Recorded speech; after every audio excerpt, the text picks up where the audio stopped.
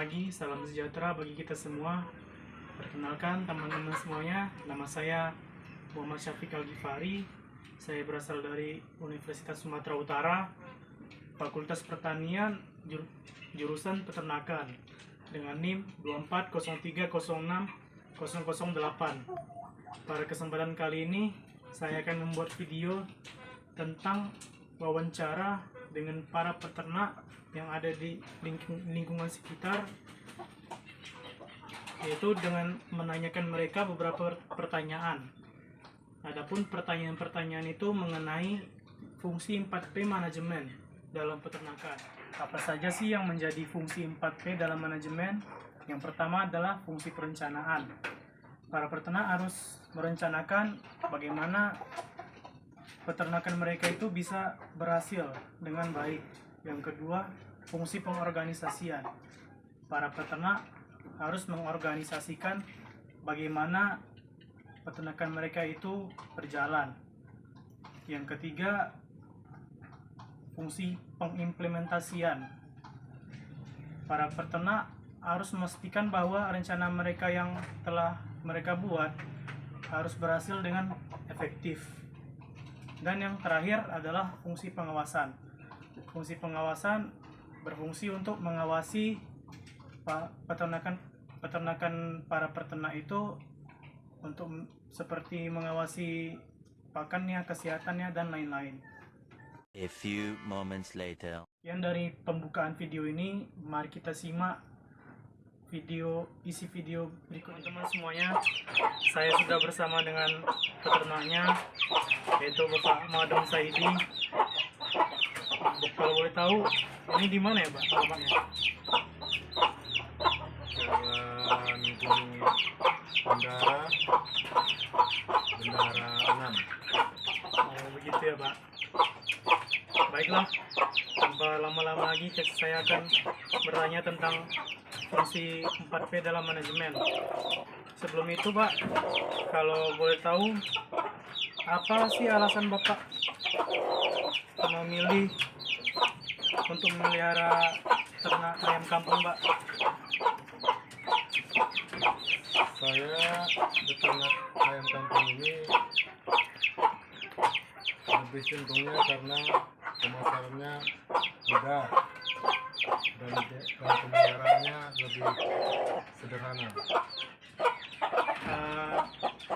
Keunggulannya itu ya, Pak? Iya. Terus saya akan masuk dalam pertanyaan 4P dalam manajemen. Yang pertama itu fungsi perencanaan.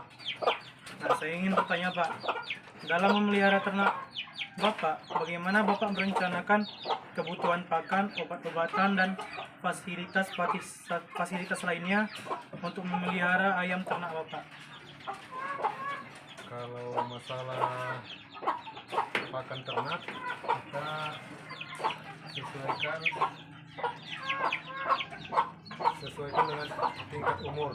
Misalnya umur 0 sampai 4 minggu kita berikan pakan pur 311, dan di atas umur tersebut kita secara berangsur memberikan makanan pur 511 dan 512, dan diberi tambahan makanan seperti tidak dicampur dengan ikan teri, pala ikan teri, sayur-sayuran, dan lain-lain. Dan untuk fasilitas kandang sudah dipersiapkan sesuai dengan kebutuhan ternak yang akan kita pelihara, dikembangkan. Jadi pakan-pakannya itu untuk khasiatnya sendiri ya, Pak? Ada khasiatnya sendiri? Iya, betul. Oke, pertanyaan selanjutnya, apa saja faktor yang Bapak pertimbangkan dalam menentukan biaya atau anggaran untuk memelihara ayam kampung ini? Kenapakah Bapak mengalami kesulitan dalam merencanakan anggarannya? Kalau masalah perhitungan biaya itu ya kita perhitungan secara cermat, karena seandainya kenaikan pakan kan tidak terduga, sehingga kita carikan alternatif pakan yang lebih murah seperti kotoran-kotoran ikan, nasi bekas yang akan kita beli atau kita beli secara murah lah di pasaran atau di kedai-kedai nasi. Terus Pak, apakah Bapak memiliki rencana jangka panjang untuk mengembangkan peternakan ayam kampung Bapak? Jangka panjangnya ada, kita akan terus memelihara indukan-indukan yang kita pilih sehingga dapat menghasilkan produksi telur dan kita kembangkan, kita tepaskan lagi untuk menjadi anakan sampai besar sehingga kita dapat jual telur atau anakan yang sudah kita pilih tersebut yang lebih unggul. Oke Pak, itu kan fungsi perencanaannya. Terus yang untuk fungsi pengorganisasian, yang pertama itu pertanyaannya, bagaimana Bapak mengatur waktu kerja Bapak dan memastikan semua tugas di peternakan ayam kampung Bapak dijalankan secara efisien?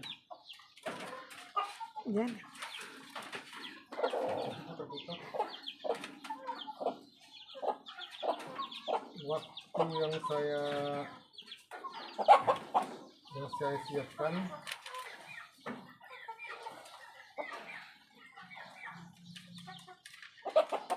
ya secara rutin lah, kita berikan waktu setiap pagi dan setiap sore untuk memberikan segala kebutuhan ternak ayam tersebut. Oh gitu ya Pak. Ya, ya. Terus bagaimana Bapak mengelola sumber daya seperti pakan, air, dan obat-obatan untuk ayam kampung Bapak? Apakah Bapak memiliki jadwal dalam pemberian pakan maupun obat-obatan tersebut? Kalau untuk pemberian makanan, pemberian makanan ya disesuaikan dengan tingkatan umur yang seperti saya sampaikan tadi. Dan untuk jadwalnya saya setiap hari rutin memberikan makanan tiap pagi dan sore hari sehingga semua kebutuhan untuk ternak tersebut tercukupi. Oke Pak. Terus untuk pertanyaan ketiga, apakah Bapak melakukan kerjasama dengan rekan atau teman Bapak yang juga memelihara ternak ayam kampung? Jikalau ada kerjasama, dalam bentuk apa Pak? Masalah kerjasama dengan teman saya tidak ada, saya hanya belajar sendiri dan beternak untuk sendiri dari pengalaman yang sudah saya dapatkan. Tidak lama ya Pak, Bapak ini beternak ini ya Pak? Sudah hampir lebih kurang, yang secara saya dalami udah hampir 5 tahunan lah. Oh. Terus untuk yang fungsi ketiga, yaitu pengimplementasian. Bagaimana cara Bapak menerapkan rencana pemeliharaan ayam kampung Bapak dalam setiap hari?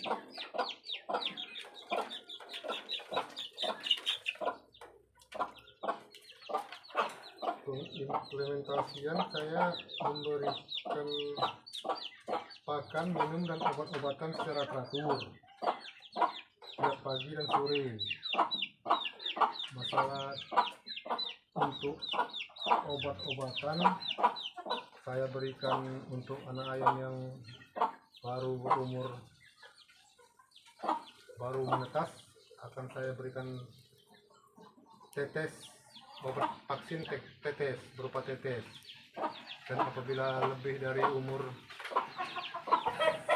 1,5 bulan saya berikan vaksin dengan cara suntikan di dada, dan itu juga dosisnya tergantung umur ayam tersebut, dari 0,5 sampai 1 cc per ekor. tiap 3 bulan sekali. Vaksinnya itu untuk apa ya Pak? Untuk mencegah apa? Dan biasanya itu mencegah virus tetelo itu yang sangat berbahaya bagi ternak ayam. Oke Pak. Pertanyaan selanjutnya, langkah-langkah apa yang Bapak ambil untuk memastikan bahwa pakan dan air selalu tersedia untuk ternak Bapak?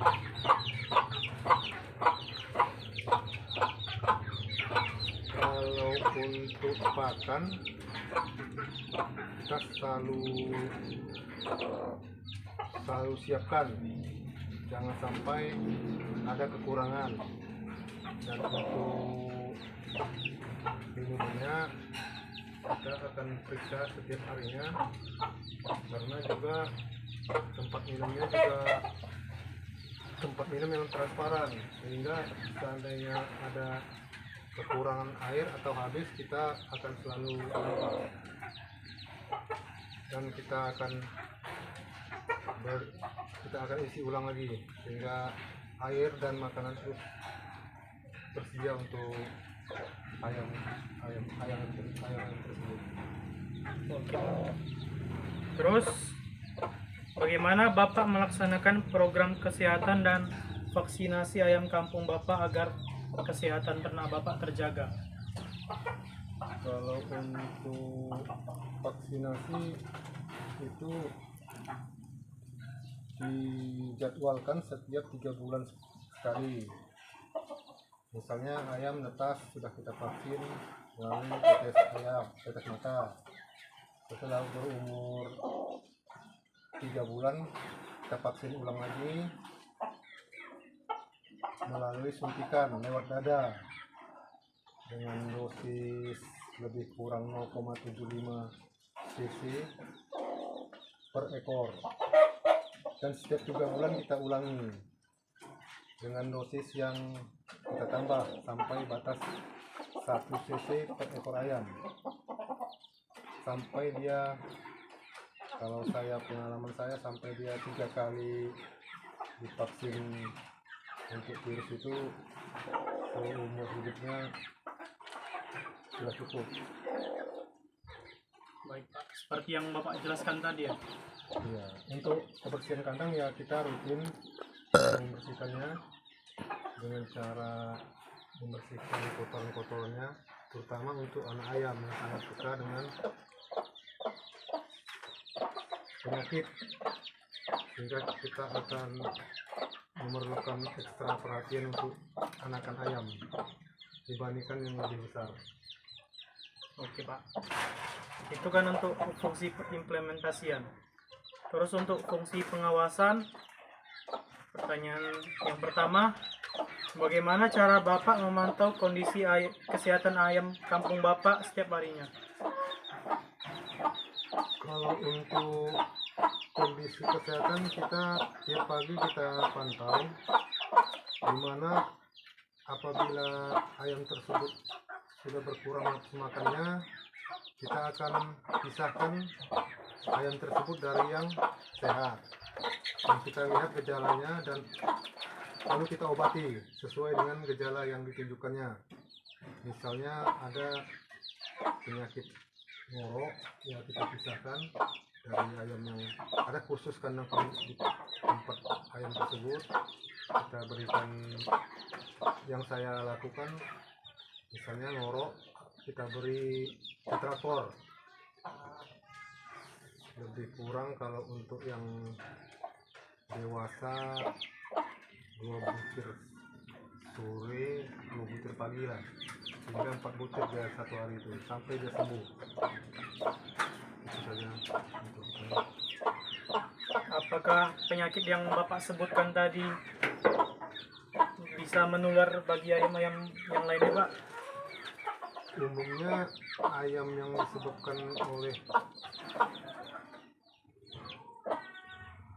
bakteri-bakteri tersebut bisa menular apabila kita satukan dengan ayam yang sehat. Oke Pak, terima kasih informasinya Pak. Terus, apa yang Bapak akan lakukan jika terjadi penurunan kualitas atau kuantitas dari produktivitas ayam kampung Bapak?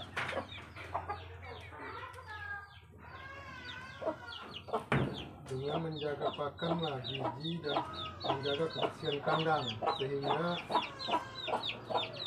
setiap kualitas maupun kuantitasnya setelah kita menjaga tersebut ya kita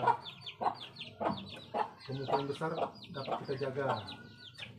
Misalnya dengan menjaga kebersihan kandang rutin kita lakukan, kita perhatikan, dan juga menjaga makanannya, jangan sampai makanannya itu kurang dari yang dibutuhkannya, sehingga kualitas dan kuantitasnya tetap terjaga. Baik Pak. Terus apakah Bapak menggunakan catatan atau sistem tertentu untuk memantau perkembangan ayam kampung Bapak? Kalau catatan untuk peternak ayam kampung ini, khususnya anakan, ada setiap pengeluaran yang saya keluarkan saya catat, dan setiap biaya yang keluar saya catat untuk ternak tersebut, dan apabila sudah ada penjualannya berapa pengeluaran dan pendapatan, dari situlah kita tahu untung atau ruginya kita. Ada catatan khusus untuk itu. Jikalau rugi, Bapak akan lakukan apa Pak? Kalau rugi ya saya akan mengevaluasi lagi ke depannya untuk dapat lebih meminimalkan pembelian dan akan memaksimalkan pembuatan pakan sendiri, pengolahan sendiri, karena pakan sekarang ini ya luar biasa mahal. Mungkin dari situ banyak faktor yang mempengaruhi kerugian dari setiap peternak ayam. Oke Pak. Mungkin sekian saja dalam pertanyaan 4P dalam manajemen peternakan ini. Menurut saya Bapak sudah melakukan prosedur fungsi 4P dalam manajemen ini dengan sangat baik.